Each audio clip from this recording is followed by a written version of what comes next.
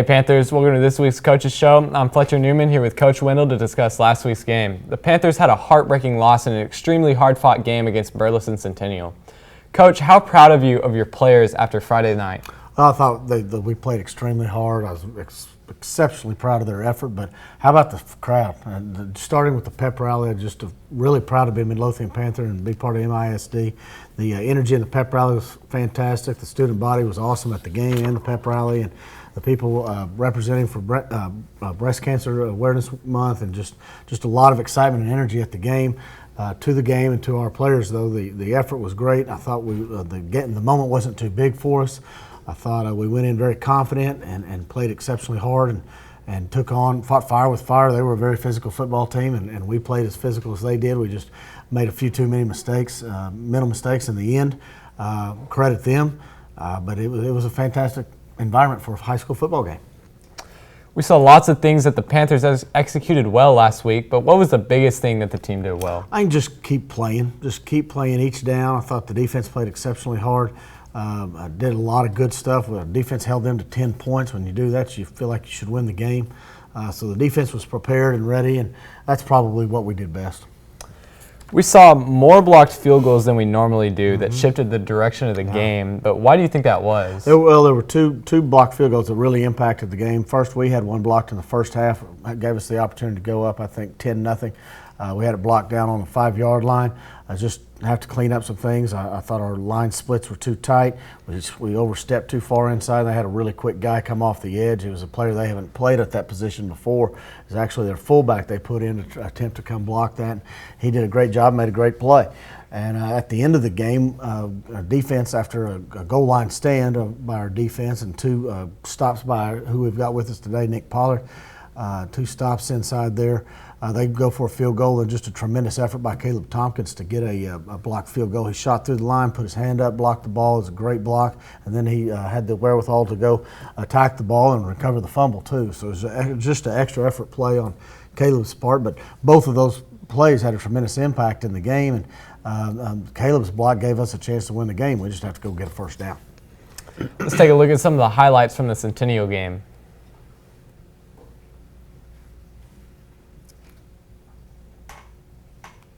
Tate starts off with a big pass to Riley Angel on a big, I think it's 3rd and 15, 3rd and 17, something like that. Riley comes down with it, just a one-on-one, go up and get the ball.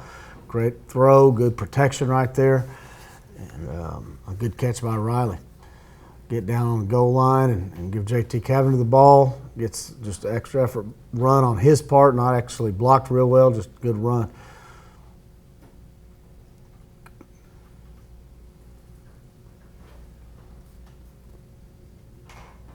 Come with an option play right here. We get a good block on the perimeter. Several guys, Trevor Blankenship's out there, and just a good run by Riley. I actually thought he was going to score, got caught at the end. It's a good catch right here by Trevor to extend a drive, get us down close to the goal line. Tate gets in on a touchdown here to go up 14-0. A good read on the option by him. Good block right there by Brock Cavender at right guard.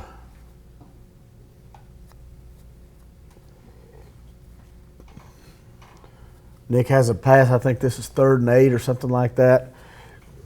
Hit Trevor Blankenship to extend a drive. Really good move right here by Trevor to make that guy miss and go get the first down. JT gets the ball in the 4th quarter to put us ahead. I think with a field goal or a PAT, we go up on this touchdown 21-20. Good read by Nick on the option. Just pitch it out there to JT, and he just explodes through the hole and goes and scores a touchdown.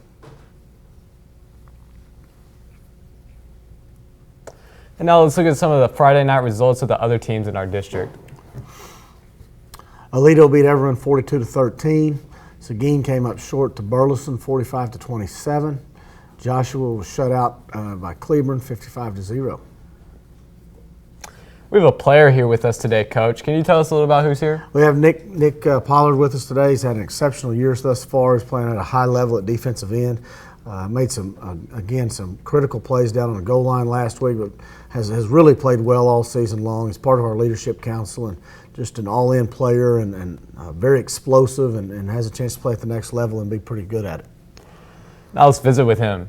We have here defensive end Nick Pollard. Nick, what are some big plays from last week that stand out in your mind?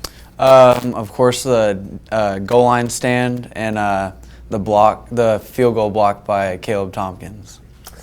How are you preparing to take on Aledo this Friday night? Just preparing in practice the best that we can and just going to take it one play at a time. The motto for this year is pound the stone, so how do you choose to pound the stone? Like I said, just every play, giving it my all. That's how I use it. Thanks, Nick. Coach, this week we take on Aledo on the road. We know this is a big game for our Panthers. Is there anything you've done differently in practice this week to prepare for Friday? Pretty much we try to keep each week the same as far as our preparation goes. Monday's kind of a teaching day and work on fundamentals, and Tuesday we try to get a little bit better at it. We try to perfect it on Wednesday.